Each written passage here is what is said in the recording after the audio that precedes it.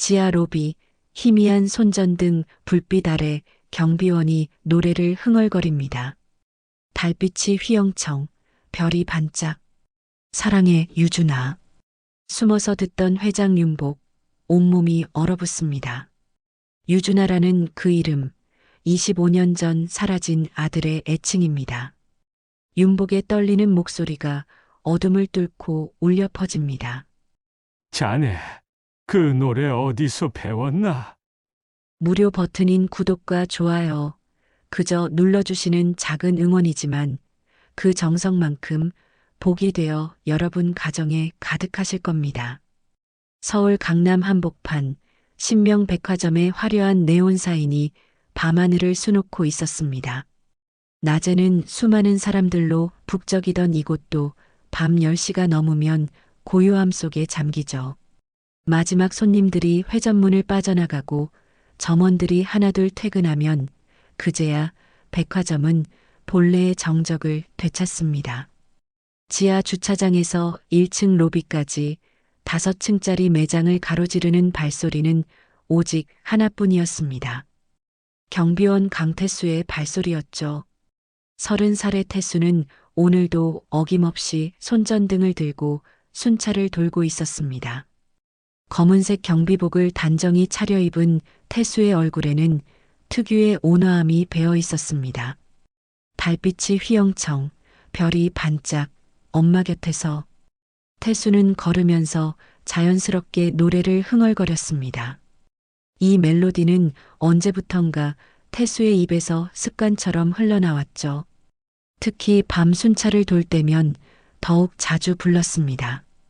왜 이 노래를 아는지, 누구에게 배웠는지 정확히 기억나지는 않았지만 이상하게도 이 곡조는 태수에게 깊은 평온함을 주었습니다.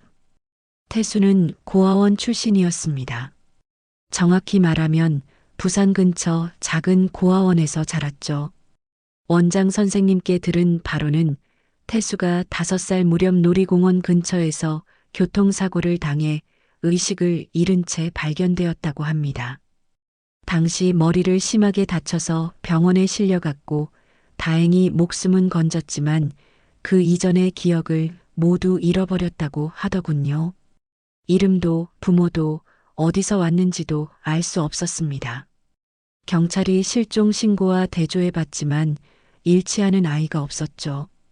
결국 강태수라는 이름은 고아원 원장님이 지어주신 것이었습니다. 태수에게 가족이라는 건 희미한 개념일 뿐이었죠. 이 노래는 도대체 어디서 배운 걸까? 태수는 문득 걸음을 멈추고 창밖을 바라봤습니다. 강남의 불빛들이 반짝이고 있었죠. 이 노래를 부를 때마다 가슴 한구석이 먹먹해지곤 했습니다. 마치 누군가를 그리워하는 것 같은 설명할 수 없는 감정이었죠. 태수는 고개를 저으며 다시 걸음을 옮겼습니다. 바로 그 시각 백화점 최상층 회장실에서는 희미한 불빛이 새어나오고 있었습니다. 신명백화점 회장 신윤복이 혼자 앉아 있었죠. 69의 윤복은 흰머리가 반백이 된 머리를 쓸어 넘기며 책상 서랍에서 오래된 액자 하나를 꺼냈습니다. 액자 속에는 5살쯤 되어 보이는 남자아이의 사진이 들어 있었습니다. 환하게 웃고 있는 아이의 모습은 세월이 흘러도 변함없이 선명했죠. 사진 아래쪽에는 작은 글씨로 유준이라고 적혀 있었습니다. 윤복은 액자를 가슴에 꼭 안으며 깊은 한숨을 내쉬었습니다. 그리고는 옆에 놓인 소주병을 들어 작은 잔에 술을 따랐죠. 윤복은 조용히 액자 앞에 잔을 올리며 중얼거렸습니다. 유준아, 오늘도 아빠는 너를 못 찾았구나. 25년 전 윤복은 사랑하는 아들 유준이를 잃었습니다. 그날은 여름 휴가를 맞아 가족이 함께 놀이공원에 간 날이었죠. 잠깐 사이에 유준이가 사라졌고 그 뒤로 아무리 찾아도 아들의 흔적을 찾을 수 없었습니다. 경찰도 사설 탐정도 모두 동원했지만 헛수고였죠. 처음 몇 년은 미칠 듯이 찾아다녔습니다. 전국의 고아원과 병원을 다 뒤졌죠. 하지만 시간이 흐르면서 희망은 점점 희미해졌습니다. 주변 사람들은 이제 그만 포기하라고 말했지만 윤복은 단 하루도 아들을 잊은 적이 없었습니다. 매일 밤 이렇게 술 한 잔을 올리는 것이 윤복의 유일한 위안이었습니다. 회장실 창문 너머로 보이는 도시의 불빛들 속 어딘가에 아들이 살아있을지도 모른다는 아주 작은 희망을 품고 살아왔죠. 윤복은 소주잔을 비우고 천천히 일어났습니다. 액자를 다시 서랍에 넣으며 윤복은 낮게 중얼거렸습니다. 내일도 또 찾아볼게. 그날 밤 같은 건물 안에서 아버지와 아들은 서로의 존재를 모른 채 각자의 외로움을 견디고 있었습니다. 지하에서는 경비원이 알 수 없는 자장가를 흥얼거렸고 최상층에서는 아버지가 잃어버린 아들을 그리워했죠. 운명의 실은 이미 그들을 연결하고 있었지만 아직 그 누구도 그 사실을 알지 못했습니다. 며칠이 흘렀습니다. 신명백화점은 여전히 낮에는 활기차고 밤에는 고요했죠. 하지만 이날 밤은 조금 달랐습니다. 윤복의 아내 고미정이 평소와 달리 늦은 시간까지 백화점에 남아 있었습니다. 65의 미정은 백화점 이사직을 맡고 있었습니다. 오늘은 다음 주에 열릴 자선 행사 준비 때문에 직원들과 회의가 길어졌죠. 회의를 마치고 나니 이미 밤 10시가 훌쩍 넘어 있었습니다. 이제 그만 가보셔야죠. 제가 정리하겠습니다. 직원이 말했지만 미정은 고개를 저었습니다. 괜찮아요. 이것만 확인하고 갈게요. 미정은 혼자 남아 행사에 쓸 꽃꽂이 샘플을 확인하고 있었습니다. 손에 든 하얀 도자기 꽃병이 참 마음에 들었죠. 미정은 꽃병을 들고 지하 창고로 향했습니다. 비슷한 디자인이 더 있는지 확인하고 싶었거든요. 폐점 후의 백화점은 낮과는 전혀 다른 분위기였습니다. 조명이 절반쯤 꺼진 복도는 을씨년스러웠고 발소리만이 메아리 쳤죠. 미정은 지하로 내려가는 긴 복도를 걸었습니다. 바로 그때였습니다. 달빛이 휘영청, 별이 반짝. 어디선가 남자의 목소리가 들려왔습니다. 희미하지만 분명한 노랫소리였죠. 미정의 발걸음이 멈췄습니다. 가슴이 쿵하고 내려앉는 느낌이었습니다. 이건 미정의 손이 떨리기 시작했습니다. 손에 들고 있던 하얀 꽃병이 미끄러져 바닥에 떨어졌죠. 와르르 깨지는 소리가 텅 빈 복도에 울려 퍼졌습니다. 하지만 미정은 그 소리조차 제대로 듣지 못했습니다. 그 노래, 내가 만든 자장가잖아. 미정의 입술이 파르르 떨렸습니다. 그 멜로디는 25년 전 미정이 아들 유준이를 재우기 위해 직접 만들어 불러주던 자장가였습니다. 시중에 나와 있는 곡도 아니었고 그 누구에게도 가르쳐 준 적이 없었죠. 오직 유준이만 알고 있던 노래였습니다. 노랫소리는 점점 멀어지고 있었습니다. 미정은 정신없이 소리가 들리는 쪽으로 달려갔죠. 복도를 돌아 모퉁이를 지나갔지만 그곳에는 아무도 없었습니다. 다만 희미한 손전등 불빛만이 저 멀리 사라지고 있었습니다. 잠깐만요. 거기 누구세요? 미정이 소리쳤지만 대답은 없었습니다. 미정은 한참을 그 자리에 서 있었죠. 다리에 힘이 풀려 주저앉을 것만 같았습니다. 깨진 꽃병 조각들이 발밑에 흩어져 있었지만 미정은 그것조차 신경 쓸 여유가 없었습니다. 미정은 겨우 정신을 차리고 집으로 돌아왔습니다. 하지만 그날 밤 미정은 한숨도 잠들지 못했습니다. 침대에 누워서도 그 노랫소리가 귓가에 맴돌았죠. 여보. 새벽녘 미정은 옆에 누운 윤복을 깨웠습니다. 윤복이 부스스 눈을 떴죠. 왜 그래, 미정아? 무슨 일이야? 여보, 오늘 백화점에서 그 노래를 들었어요. 무슨 노래? 유준이 자장가요. 제가 유준이한테만 불러주던 그 노래 말이에요. 윤복의 표정이 굳어졌습니다. 그는 천천히 일어나 앉았죠. 미정아, 다시 그 얘기야? 25년이야. 이제는 받아들이자. 윤복의 목소리는 무거웠습니다. 사실 윤복도 아들을 잊지 못했지만 아내가 너무 힘들어하는 모습을 볼 때마다 가슴이 찢어지는 것 같았죠. 이제는 현실을 받아들이고 살아가야 한다고 스스로에게도 그렇게 다짐해 왔습니다. 하지만 분명히 들었어요. 그 목소리가, 그 멜로디가 꿈이었을 거야. 요즘 자선 행사 준비하느라 너무 피곤했잖아. 윤복은 미정의 손을 잡았습니다. 하지만 미정은 고개를 저었죠. 아니에요. 꿈이 아니었어요. 제 귀로 똑똑히 들었어요. 미정의 눈에는 눈물이 고여 있었습니다. 윤복은 더 이상 아무 말도 할 수 없었죠. 그저 아내를 품에 안을 뿐이었습니다. 하지만 그날 이후 윤복의 마음속에도 작은 불씨가 지펴졌습니다.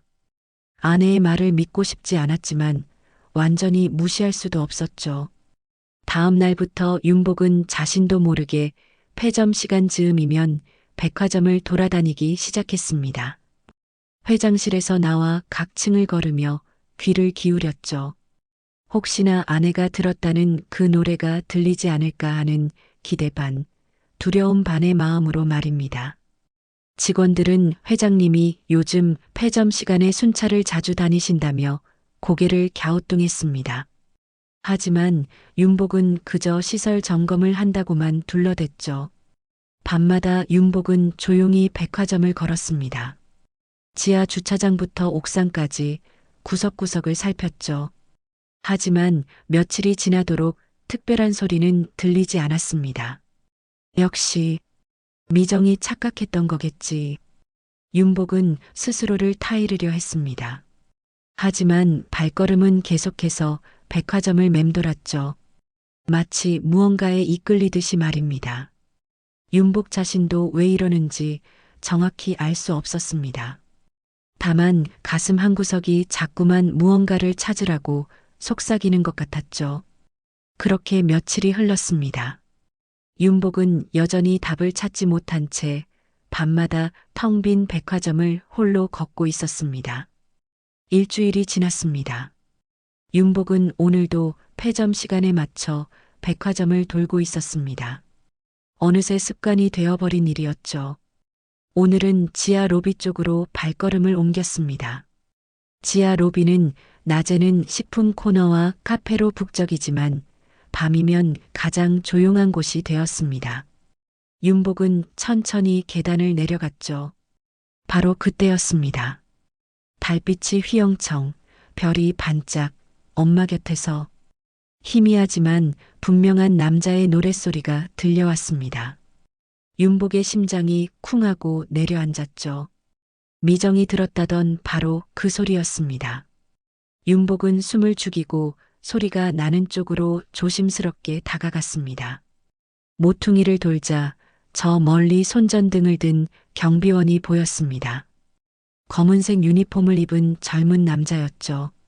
경비원은 천천히 걸으며 자장가를 흥얼거리고 있었습니다. 윤복은 그 자리에 얼어붙었습니다. 그 멜로디는 틀림없었죠. 미정이 유준이를 재우며 불러주던 바로 그 자장가였습니다.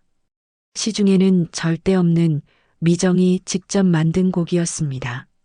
노래는 계속 이어졌습니다. 그런데 마지막 구절이 끝날 때 경비원이 작게 속삭이는 소리가 들렸습니다. 사랑해, 유준아. 윤복의 온몸에 전율이 흘렀습니다. 유준아라는 단어.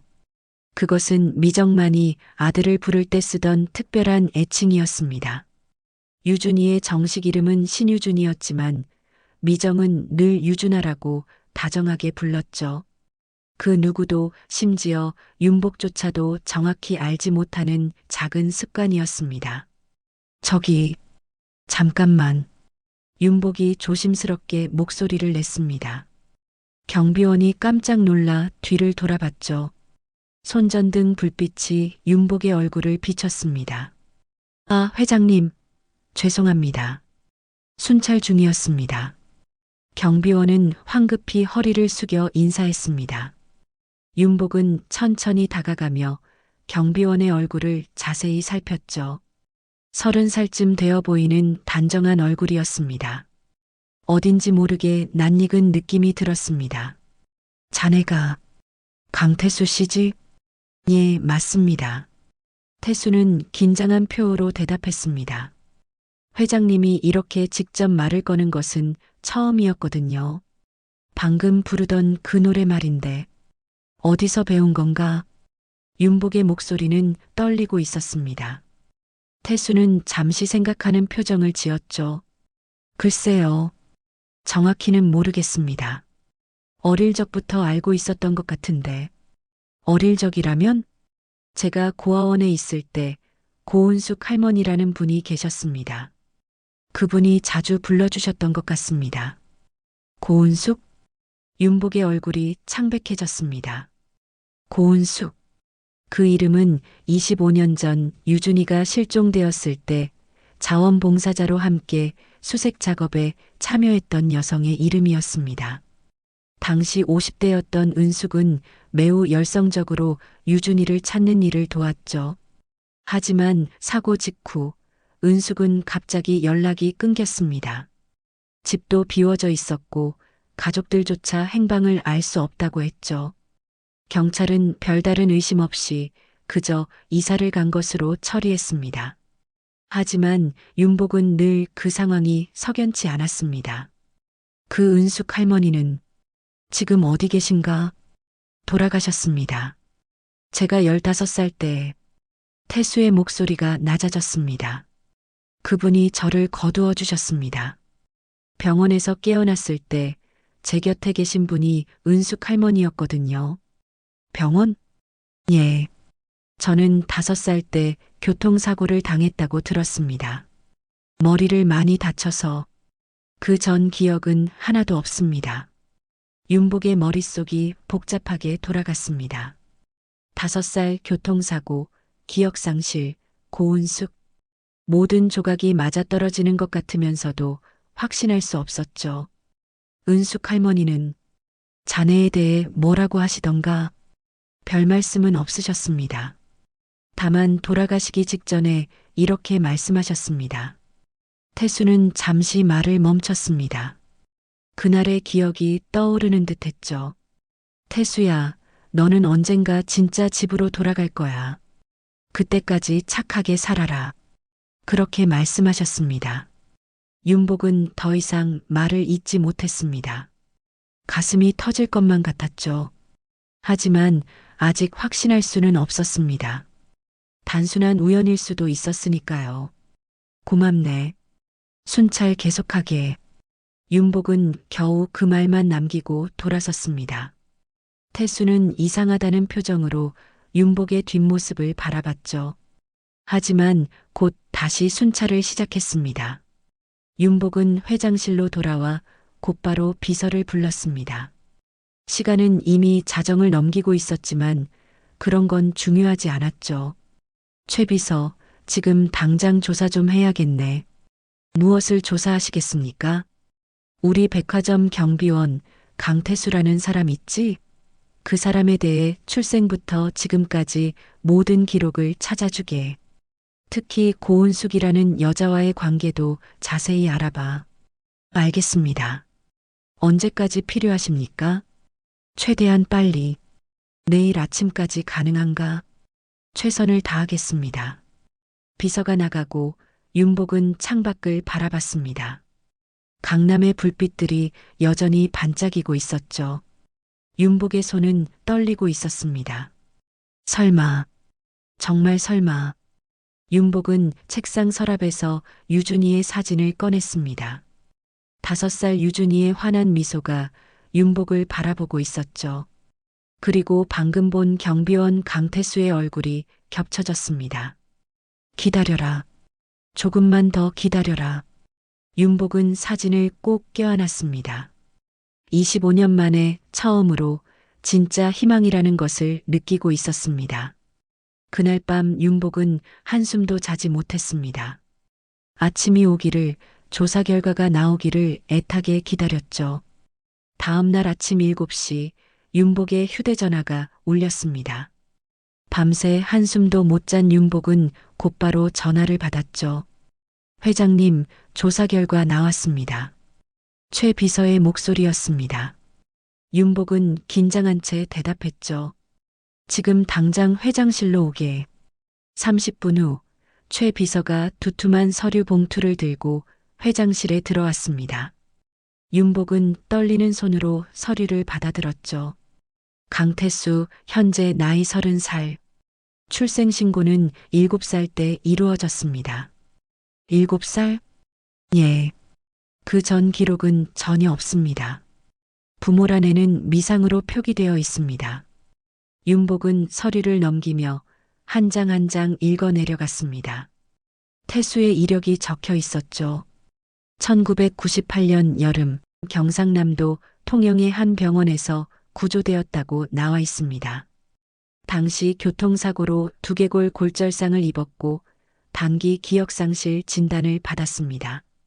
1998년 여름 윤복의 심장이 멎는 것 같았습니다. 유준이가 사라진 것도 바로 1998년 여름이었습니다. 더욱이 그 해는 외환위기로 나라 전체가 혼란스러웠던 시기였죠. 많은 것들이 제대로 기록되지 않았던 때였습니다. 그 이후로는 고은숙 씨가 사실상 보호자 역할을 했던 것으로 보입니다. 법적 입양은 아니었지만 함께 생활했다는 기록이 있습니다. 고은숙 그 여자 어디로 사라진 거지? 윤복의 목소리가 떨렸습니다. 2005년 태수 씨가 15살 때 통영에서 사망한 것으로 확인됩니다. 사인은 심근경색이었습니다. 윤복은 서류를 내려놓고 깊은 한숨을 내쉬었습니다. 은숙은 이미 이 세상 사람이 아니었죠. 진실을 물어볼 수도 없게 되어버렸습니다. 더 조사할 것이 있습니까? 아니, 됐네. 수고했어. 최 비서가 나간 후 윤복은 혼자 생각에 잠겼습니다.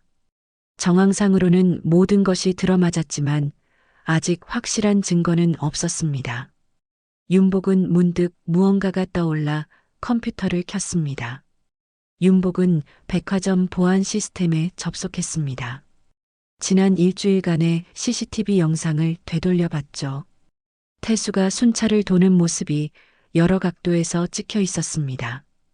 윤복은 영상을 확대하며 태수의 모습을 자세히 살폈습니다. 특히 손 부분에 집중했죠. 그리고 마침내 한 장면에서 멈췄습니다. 태수가 손전등을 들어 올리는 순간 오른손 손등이 화면에 크게 잡혔습니다. 그곳에는 작은 반달 모양의 흉터가 선명하게 보였죠.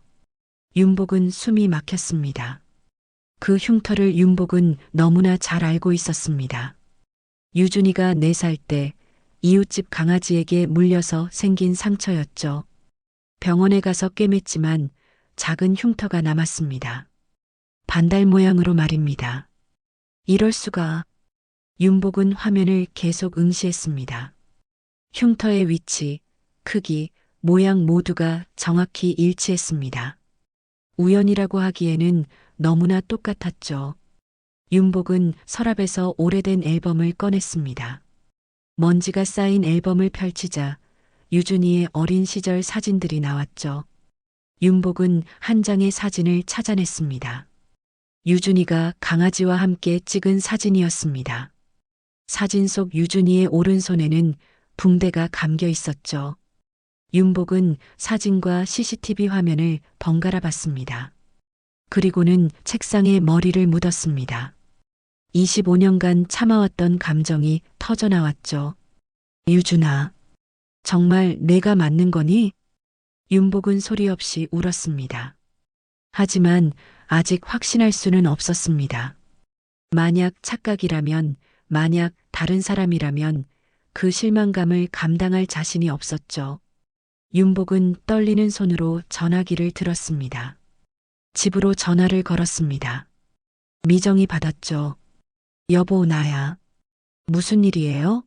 목소리가 왜 그래요? 미정아, 당신 말이 맞았어. 백화점에서 그 노래를 부르는 사람을 찾았어. 전화기 너머로 미정이 숨을 들이키는 소리가 들렸습니다. 누구예요? 우리 백화점 경비원이야. 강태수라는 사람인데, 그 사람이, 혹시, 미정은 더 이상 말을 잇지 못했습니다. 윤복도 마찬가지였죠. 둘 다 말하기가 두려웠습니다. 아직 확실하진 않아. 하지만, 정황상으로는, 제발 우리 아들이길. 미정의 목소리는 울음으로 가득 차 있었습니다. 나도 그래. 나도 그러길 바라. 하지만 미정아, 우리 신중해야 해. 확실한 증거가 필요해. 어떻게 하면 되죠?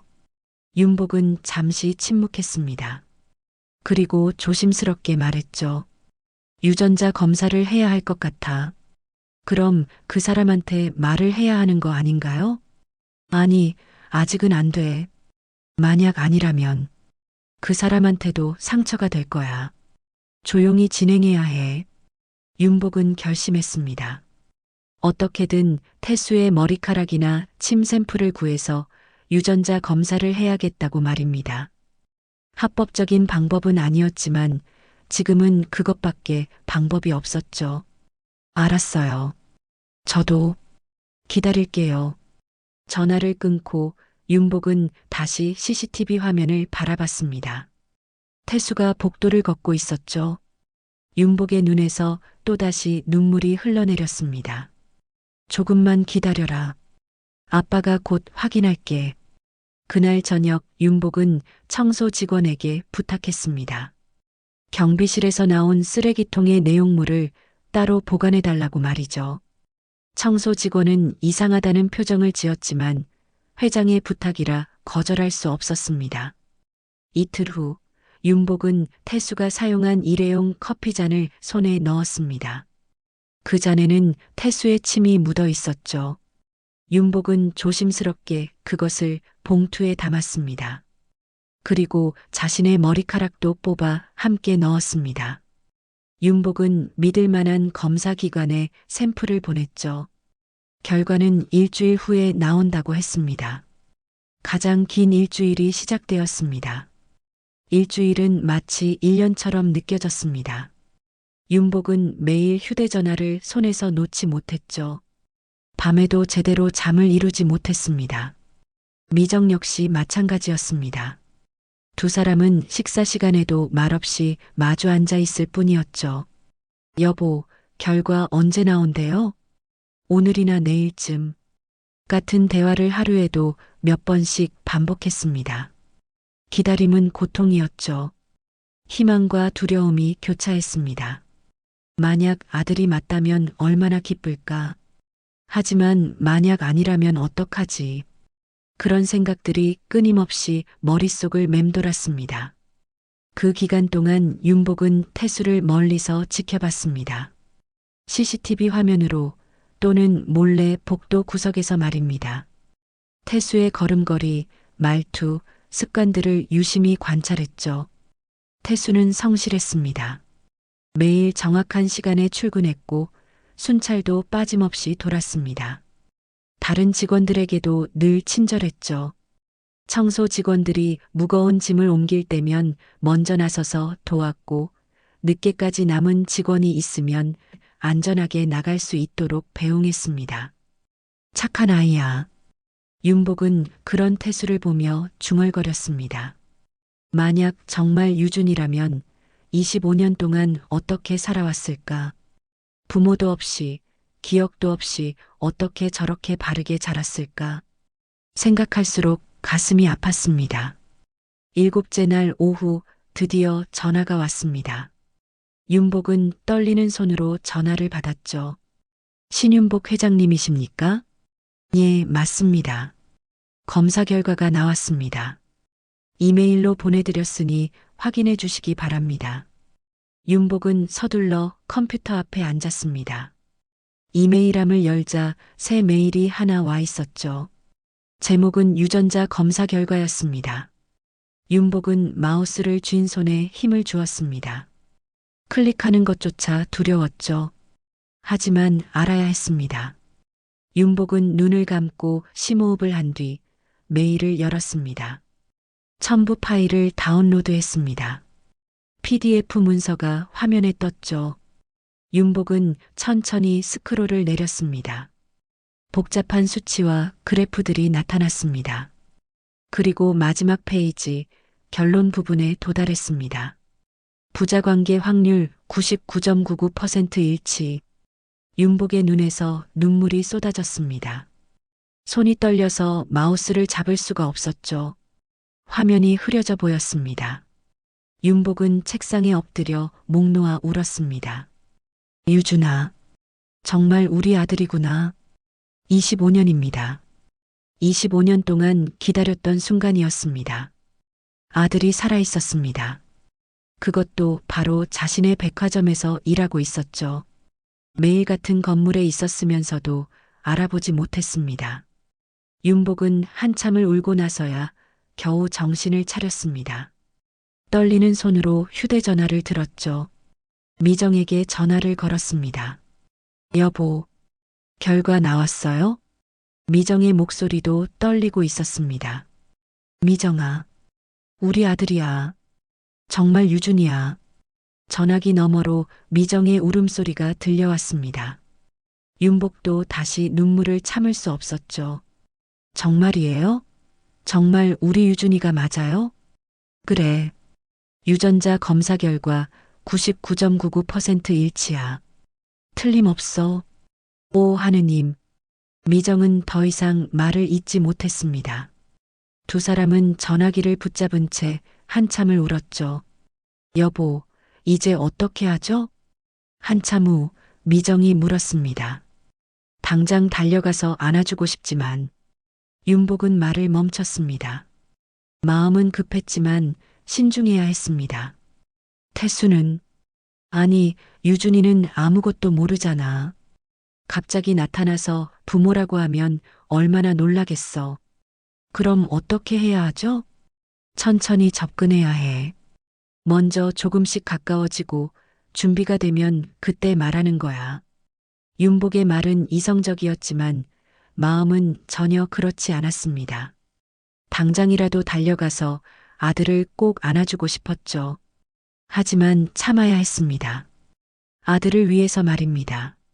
알았어요. 하지만 너무 오래 기다리게 하지는 말아요. 그럴게. 약속해. 전화를 끊고 윤복은 결과 보고서를 다시 한번 읽었습니다. 99.99% 과학적으로 증명된 사실이었죠. 윤복은 보고서를 프린트해서 조심스럽게 접었습니다. 그리고 유준이의 어린 시절 사진과 함께 서랍에 넣었습니다. 하지만 기쁨과 함께 죄책감도 밀려왔습니다. 25년입니다. 아들은 25년 동안 부모 없이 살았습니다. 고아원에서 자랐고 낯선 사람의 손에 자랐죠. 그동안 얼마나 외로웠을까? 얼마나 힘들었을까? 미안하다, 유준아. 아빠가 지켜주지 못해서. 윤복은 창밖을 바라봤습니다. 해가 지고 있었죠. 곧 태수가 출근할 시간이었습니다. 아니, 이제는 유준이라고 불러야 했습니다. 윤복은 회장실을 나와 백화점 안을 걸었습니다. 직원들이 퇴근 준비를 하고 있었죠. 그리고 입구 쪽에서 검은색 유니폼을 입은 태수가 보였습니다. 막 출근한 모양이었습니다. 윤복은 멀리서 태수를 바라봤습니다. 자세히 보니 눈매가 미정을 닮았습니다. 코는 자신을 닮았고요. 어떻게 이제껏 알아보지 못했을까 싶었죠. 태수는 다른 직원들에게 인사하며 경비실로 향했습니다. 환한 미소를 띠고 있었죠. 윤복은 그 모습을 보며 다짐했습니다. 조금만 기다려라. 아빠가 준비할게. 너를 놀라게 하지 않을 방법을 찾을게. 윤복은 회장실로 돌아왔습니다. 책상 앞에 앉아 깊은 생각에 잠겼죠. 어떻게 접근해야 할까? 어떻게 하면 아들에게 상처를 주지 않고 진실을 말할 수 있을까?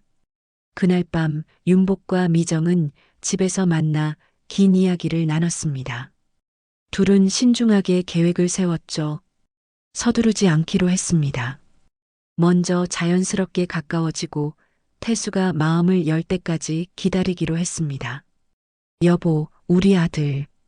정말 돌아왔네요. 미정이 유준이의 어린 시절 사진을 쓰다듬으며 말했습니다.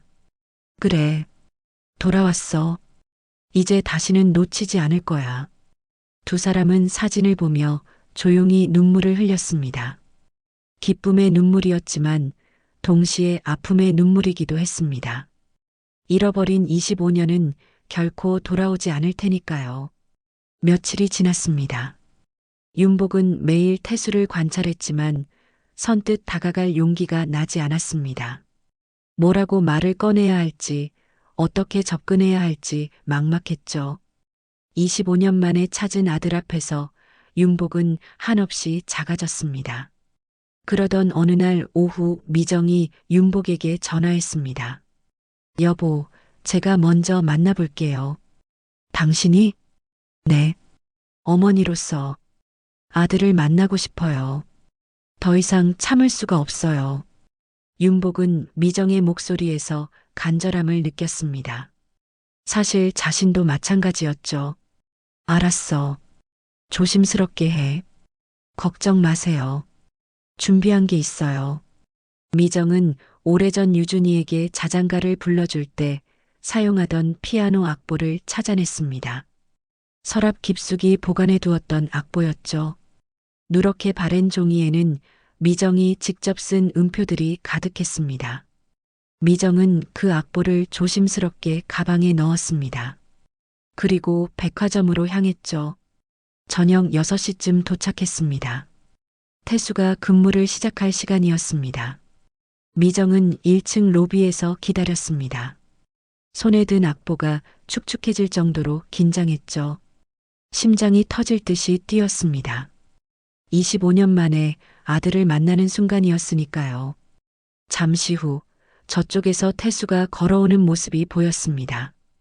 검은색 경비복을 입은 태수는 로비를 가로질러 경비실로 향하고 있었죠. 저기요. 미정이 떨리는 목소리로 불렀습니다. 태수가 고개를 돌렸죠. 네, 무슨 일이십니까? 태수는 공손하게 다가왔습니다.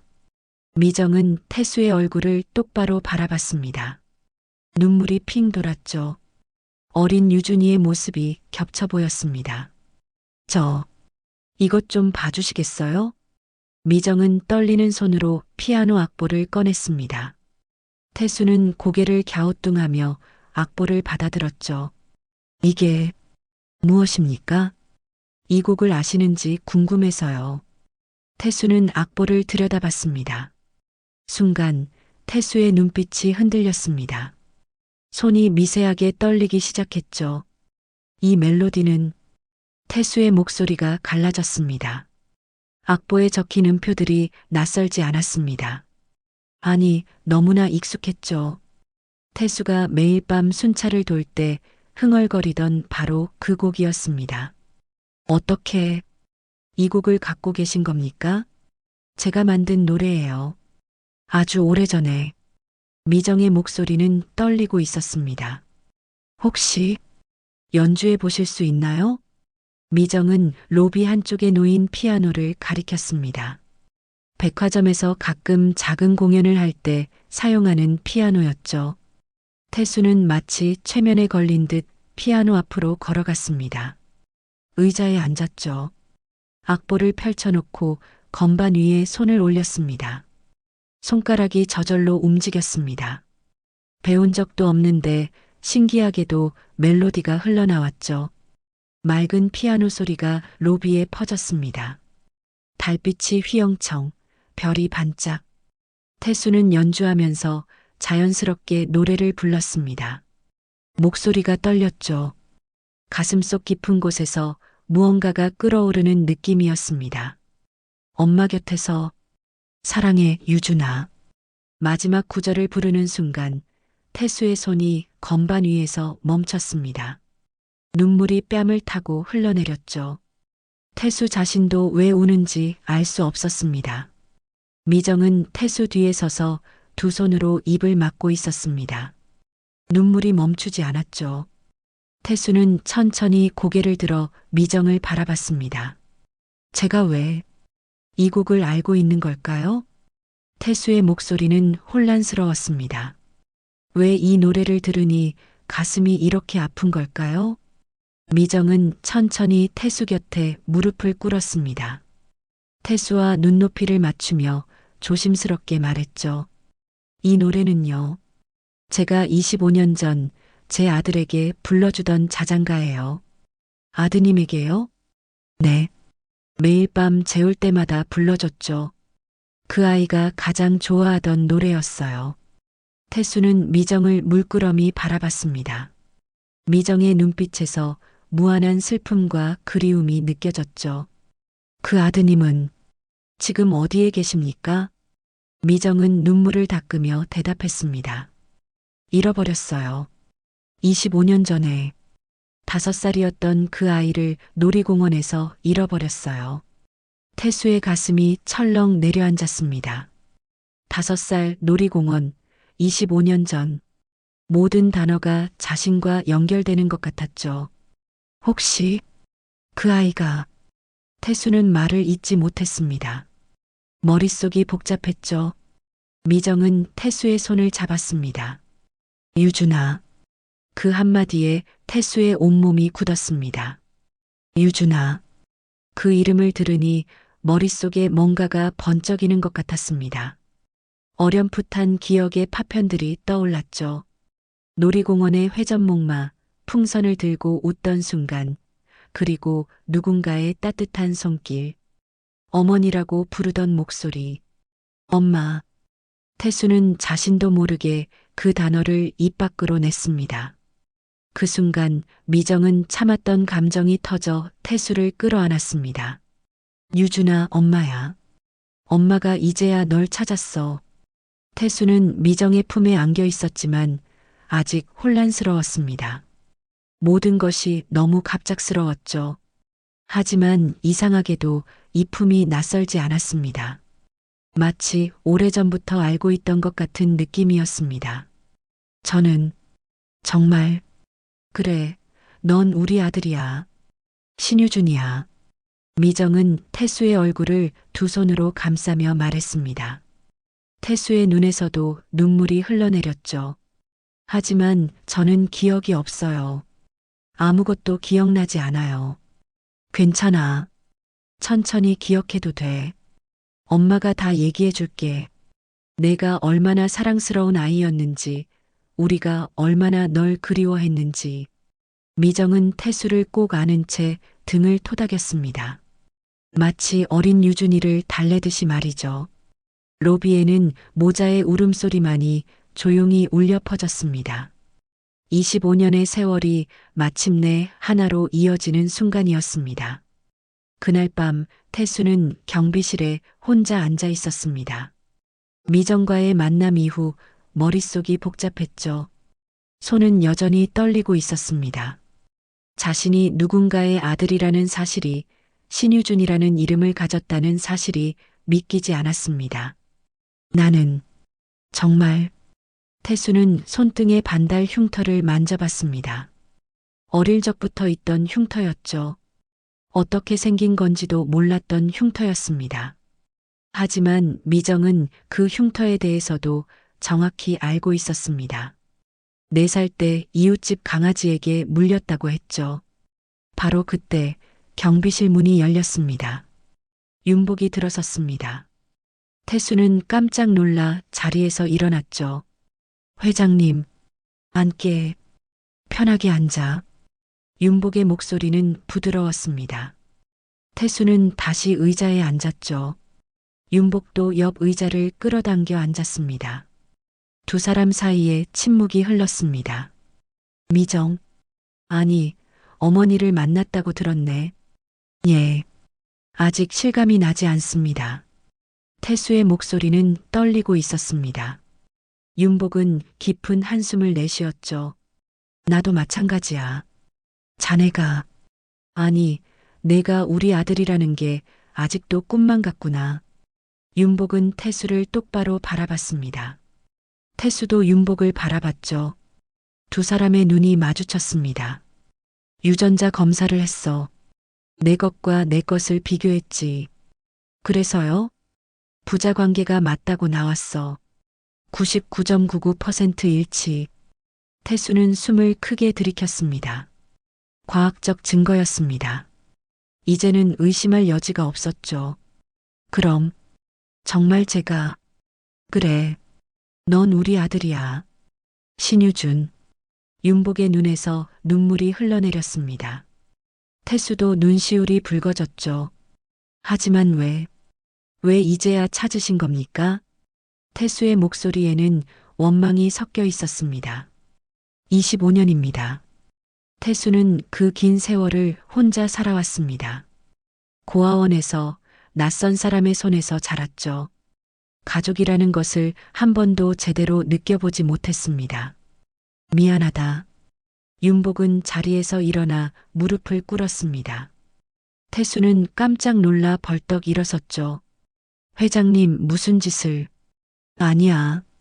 이건 회장으로서가 아니라 아버지로서 하는 거야.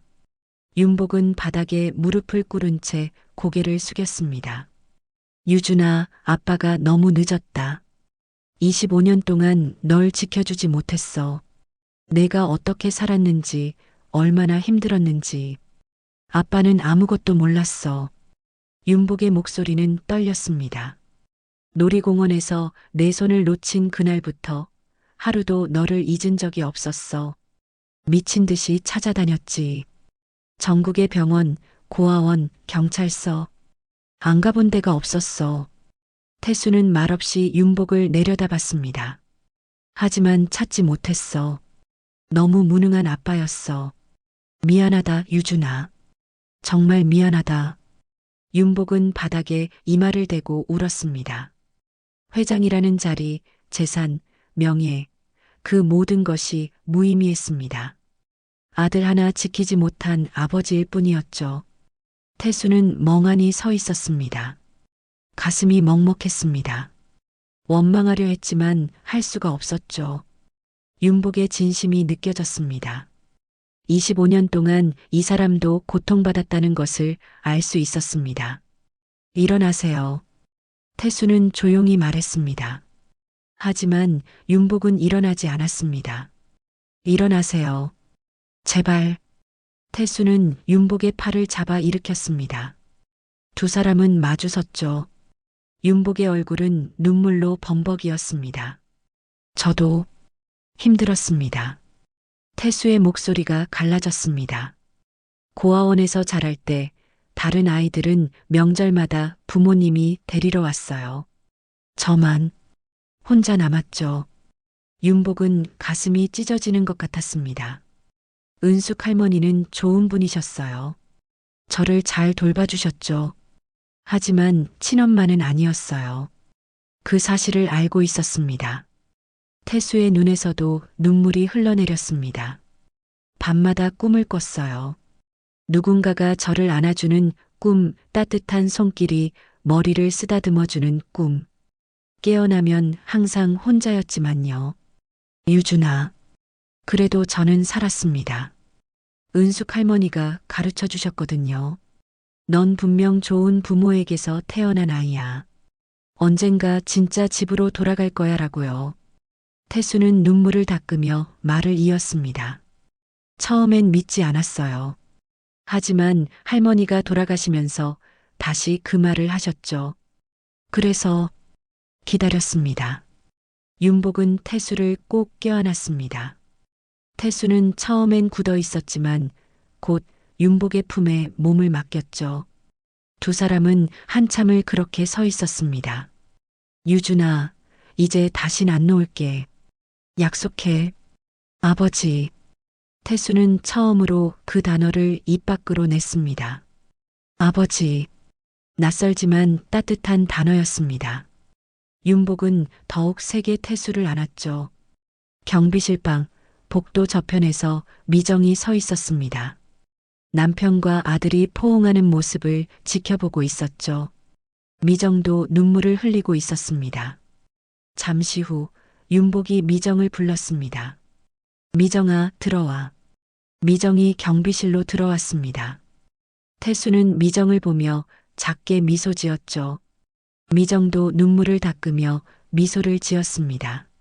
엄마. 태수가 조심스럽게 불렀습니다. 미정은 태수에게 달려가 안겼죠. 유준아, 우리 아들. 세 사람은 좁은 경비실에서 서로를 껴안았습니다. 25년 만에 재회였습니다. 잃어버린 시간은 돌아오지 않지만 앞으로 함께할 시간은 무한했습니다. 이제 집으로 가자. 내가 살던 방이 그대로 있어. 윤복이 말했습니다. 아직 준비가 안 됐어요. 태수는 솔직하게 말했습니다. 괜찮아. 천천히 해도 돼. 우리는 기다릴 수 있어. 미정이 태수의 손을 잡으며 말했습니다. 태수는 고개를 끄덕였죠. 그날 밤 백화점 로비에는 특별한 장면이 펼쳐졌습니다. 폐점 후 텅 빈 공간에서 세 사람이 함께 피아노 앞에 앉았습니다. 미정이 건반을 쳤고 태수와 윤복이 함께 노래를 불렀죠. 달빛이 휘영청, 별이 반짝, 엄마 곁에서 자장가가 백화점에 울려 퍼졌습니다.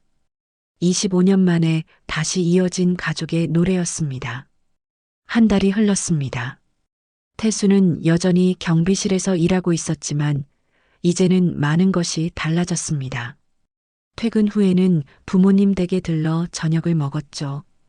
처음에는 어색했지만 시간이 지나며 점점 익숙해졌습니다. 미정은 태수에게 어린 시절 이야기를 들려주었습니다. 첫돌 때 떡을 잡았던 일, 유치원 운동회에서 1등했던 일, 강아지를 무서워하다가 결국 친구가 되었던 일. 태수는 기억나지 않았지만 그 이야기들을 들으며 조금씩 자신의 과거를 받아들이게 되었습니다. 윤복도 변했습니다. 예전보다 자주 웃게 되었고 직원들에게도 더 따뜻해졌죠. 25년 동안 마음속에 품고 있던 짐을 내려놓은 것 같았습니다. 어느 날 아침 윤복은 이사회를 소집했습니다. 중요한 발표가 있다고 했죠. 임원들이 회의실에 모였습니다. 오늘 여러분께 알려드릴 것이 있습니다. 윤복은 차분하게 말을 시작했습니다. 저는 회장직에서 물러나려고 합니다. 회의실이 술렁였습니다. 모두가 놀란 표정이었죠. 갑자기 왜 그러십니까? 한 이사가 물었습니다. 25년 전 저는 가장 소중한 것을 잃었습니다. 제 아들을 잃었죠. 윤복은 잠시 말을 멈췄습니다. 그 후로 저는 일에만 매달렸습니다. 슬픔을 잊기 위해서였죠. 하지만 이제 제 아들을 찾았습니다. 기적처럼 돌아왔습니다. 임원들은 서로 얼굴을 마주 봤습니다. 25년을 놓쳤습니다. 이제 남은 시간은 가족과 함께 보내고 싶습니다. 그것이 제가 진정으로 해야 할 일이라고 생각합니다. 윤복의 목소리는 확고했습니다. 물론 후임은 준비되어 있습니다. 여러분이 잘 아시는 김 부회장께서 맡으실 겁니다.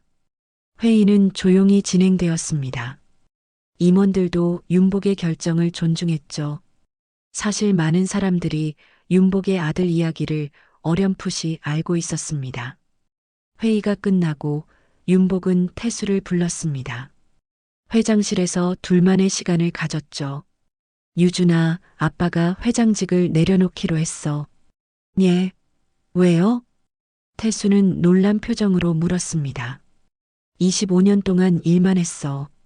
이제는 가족과 시간을 보내고 싶구나. 윤복은 미소를 지었습니다. 그리고 너한테 하나 제안하고 싶은 게 있어. 무엇인가요? 새로운 부서를 만들 거야. 이름은 사회공헌팀. 고아원 출신 아이들을 돕는 일을 할 거야. 태수의 눈빛이 빛났습니다. 그 팀장을 내가 맡아줬으면 해. 제가요? 그래. 넌 그 아이들의 마음을 가장 잘 이해할 수 있을 거야. 내가 겪었으니까. 태수는 잠시 생각했습니다. 경비원 일도 좋았지만 더 많은 아이들을 도울 수 있다면 그것도 의미 있는 일이었죠. 해보겠습니다, 아버지. 고맙다, 아들. 두 사람은 악수를 나눴습니다. 아니, 악수가 아니라 포옹이었습니다. 며칠 후 신명백화점 1층 로비에 작은 현판이 세워졌습니다. 거기에는 이렇게 적혀 있었습니다. 달빛 장악해 잃어버린 시간의 용서를 노래합니다. 태수가 직접 지은 이름이었습니다. 자신을 키워준 그 자장가를 기억하며 만든 이름이었죠. 개막식 날 많은 사람들이 모였습니다. 직원들, 임원들, 그리고 지역 고아원 아이들도 왔습니다. 윤복이 단상에 올라 마이크를 잡았습니다. 오늘 저는 회장이 아니라 한 아버지로서 여러분께 말씀드립니다. 윤복의 목소리는 떨렸습니다. 제 아들은 제게 가장 큰 가르침을 준 스승이었습니다. 청중들이 조용히 귀를 기울였습니다. 진짜 중요한 건 돈도 지위도 아닙니다. 바로 사랑입니다. 가족입니다. 우리가 서로를 얼마나 소중히 여기느냐입니다. 윤복은 태수를 바라봤습니다. 태수도 아버지를 바라봤죠. 앞으로 달빛 장학회는 부모 없는 아이들에게 희망이 될 것입니다. 제 아들처럼 모든 아이들이 언젠가 자신의 자리를 찾을 수 있도록 돕겠습니다. 박수가 터져 나왔습니다. 태수는 단상 아래에서 눈시울을 붉혔죠. 그날 저녁 폐점 후의 백화점은 특별한 풍경이 펼쳐졌습니다. 로비에 놓인 피아노 앞에 세 사람이 앉았습니다. 미정, 윤복, 그리고 태수였죠. 미정이 피아노 건반에 손을 올렸습니다. 익숙한 멜로디가 흘러나왔습니다. 윤복과 태수가 함께 노래를 불렀죠. 달빛이 휘영청, 별이 반짝, 엄마 곁에서 노랫소리가 텅 빈 백화점에 울려 퍼졌습니다. 25년 동안 끊어졌던 노래가 다시 이어졌습니다. 사랑해, 유준아. 마지막 구절을 부르며 세 사람은 서로를 바라보며 미소 지었습니다. 눈물도 흘렀지만 그것은 슬픔의 눈물이 아니었습니다. 기쁨과 감사의 눈물이었죠. 로비의 조명이 하나둘 꺼지기 시작했습니다. 하지만 피아노 불빛만은 여전히 밝게 빛나고 있었죠. 그 빛 아래서 가족은 계속 노래를 불렀습니다. 백화점 밖에서는 강남의 밤거리가 여전히 화려하게 빛나고 있었습니다. 수많은 불빛들 사이로 한 백화점의 로비에서 새어나오는 따뜻한 빛이 보였죠. 그곳에서는 25년 만에 다시 만난 가족이 함께 노래하고 있었습니다. 잃어버렸던 시간은 돌아오지 않지만 앞으로 함께할 시간이 더 많이 남아 있었습니다. 자장가는 계속 이어졌습니다. 과거의 아픔을 위로하고 미래의 희망을 노래하며 현재의 행복을 축복하는 노래였죠. 달빛이 휘영청, 별이 반짝이는 그 밤. 신명백화점 로비에는 사랑과 용서, 그리고 재회의 따뜻함만이 가득했습니다. 불빛이 완전히 꺼졌습니다. 하지만 세 사람의 목소리는 여전히 이어지고 있었습니다. 어둠 속에서도 그들의 노래는 빛처럼 밝게 울려 퍼졌죠. 그렇게 25년의 기다림은 끝이 났고 새로운 시작이 열렸습니다. 만약 마음이 움직이셨다면 한 줄의 응원을 남겨주세요. 구독과 좋아요는 우리 채널이 더 많은 이야기를 전하는 힘이 됩니다. 고맙습니다.